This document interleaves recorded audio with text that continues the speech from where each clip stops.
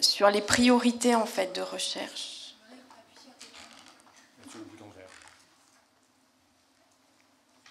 Voilà, donc on va vous faire une présentation à deux voix, santé animale, santé humaine, sur les priorités de recherche. Donc j'ai fait un petit historique très rapide sur la résistance ou l'apparition des résistances contre les antibiotiques. Donc déjà en 1945, lorsque Fleming a reçu son prix Nobel, il avait déjà alerté et mis en garde contre l'utilisation des antibiotiques, l'utilisation inappropriée des antibiotiques qui pouvait conduire à la sélection de bactéries résistantes.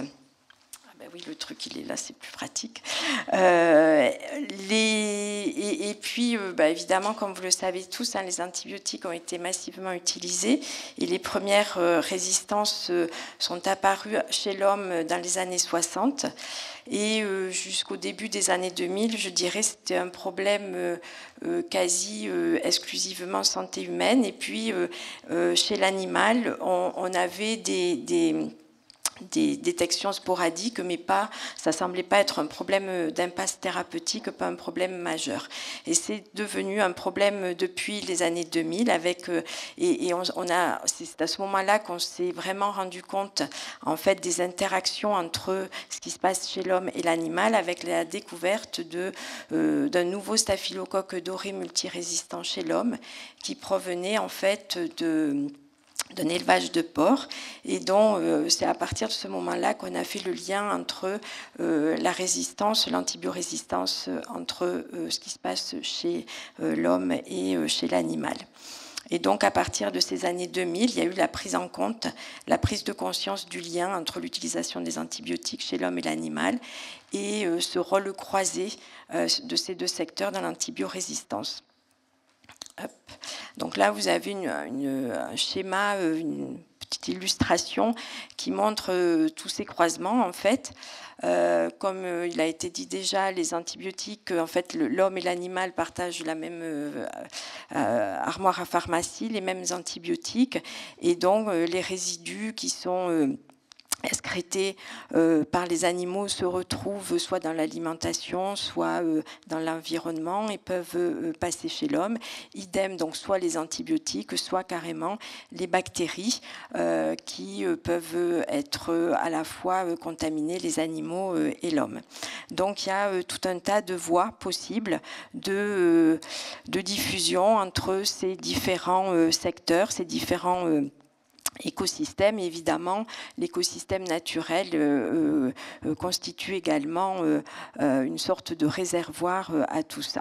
Donc, pour étudier cette problématique, il y a un besoin de coopération et de collaboration entre le secteur animal, humain et l'environnement, notamment pour comprendre les mécanismes de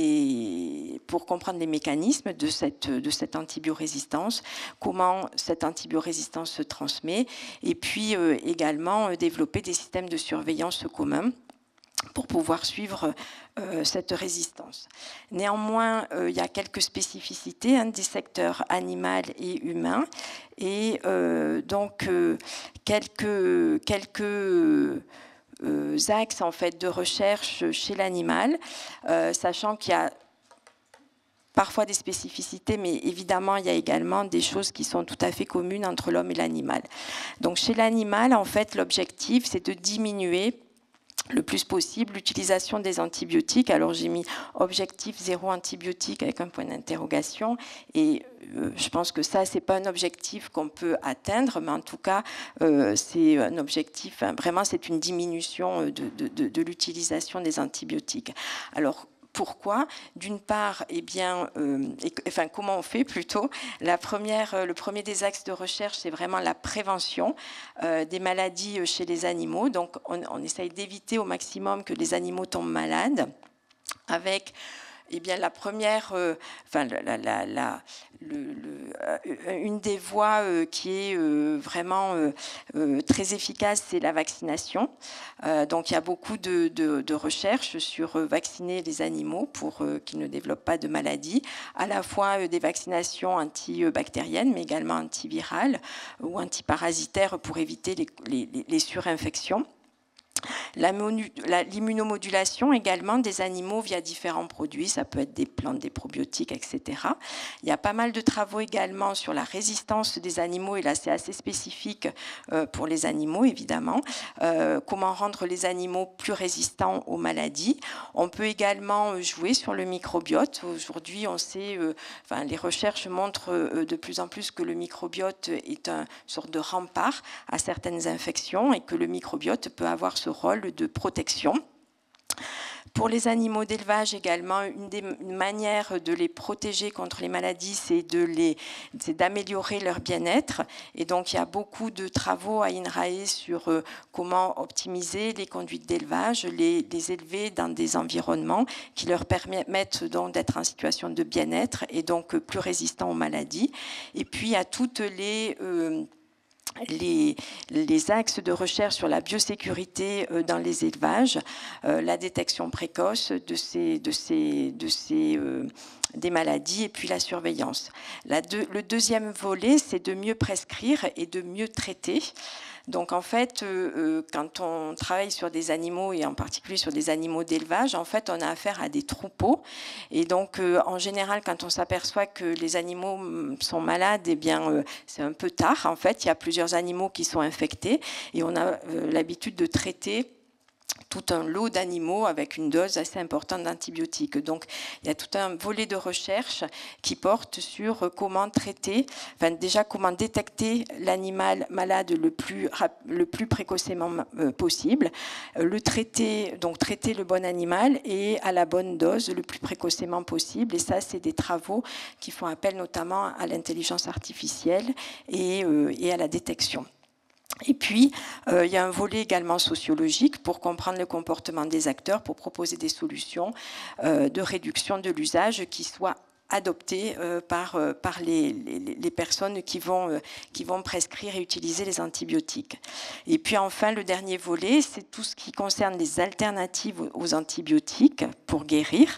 Donc il y a tout un travail sur les phages comme en santé humaine et puis d'autres stratégies qui sont à l'étude, des stratégies que j'ai appelées de biocontrôle en utilisant par exemple des antibiotiques vivants, d'autres bactéries qui vont manger des bactéries ou des antibiotiques verts. Là aussi, verts entre guillemets, seraient des antibiotiques qui se dégraderaient ou qui n'auraient pas d'effet sur l'environnement, sur le microbiote, etc. Donc là aussi, il y a tout un volet de recherche. Voilà pour ma partie. Moi, ça va être assez rapide parce que bon, c'est pas très différent en fait. Ah mince. Donc, non, rouge. Oui, voilà. Et donc j'ai pris juste par rapport à la recherche en santé humaine. Donc il y a une évolution. Donc là, c'est à partir de d'une étape intermédiaire dans la feuille de route pour le nouveau instrument européen, le One Health AMR, qui finalement résume assez bien la situation où on a une vision qui est centrée sur la santé humaine, mais dans un cadre One Health. Et donc, vous voyez qu'il y a des directions de recherche, ce qu'ils appellent Focus Area, qui ont comme objectif de ce qui vient d'être dit, de prévenir l'émergence et la dissémination des bactéries résistantes, d'améliorer le bon usage des antibiotiques et donc de prévenir les infections, et finalement de développer des stratégies innovantes. Alors, qu'est-ce que ça veut dire innovante? Je ne sais pas, BPI, I, c'est pour innovant. C'est ça, et j'ai toujours un peu de mal à savoir ce que veut dire innovant, mais en tous les cas, des stratégies innovantes pour le traitement des infections. Et donc, vous voyez ces 5 piliers qui sont le diagnostic, la surveillance, l'étude de la transmission et l'évolution, donc plus microbiologique, les aspects thérapeutiques et les aspects d'intervention. Et dans ce cadre-là, il y a cet aspect transversal, et notamment avec des aspects de sciences humaines et sociales, de savoir comment implémenter les innovations. Donc ça, c'est typiquement dans le cadre un peu Carnot, où on a finalement le passage de découverte vers finalement des aspects plus utiles. Et puis cet aspect aussi global de l'antibiorésistance. Et donc finalement, donc lorsqu'on regarde chez l'homme, je répète un peu la même chose, c'est-à-dire qu'il faut connaître ces bactéries résistantes, connaître les infections qu'elles provoquent. Donc ça veut dire des aspects multidisciplinaires en termes de microbiologie pour comprendre l'émergence et la dissémination, des aspects d'épidémiologie et de santé publique, hein, et aussi d'écologie microbienne, qui typiquement est en interaction donc, avec une vision One Health, hein, de comprendre les mécanismes de résistance et de persistance. Et pour Evelyne, on peut rajouter le biofilm là-dedans. Et finalement, par rapport à la question de l'intelligence artificielle et d'aspects mathématiques, d'intégrer l'ensemble des données et pour finalement modéliser.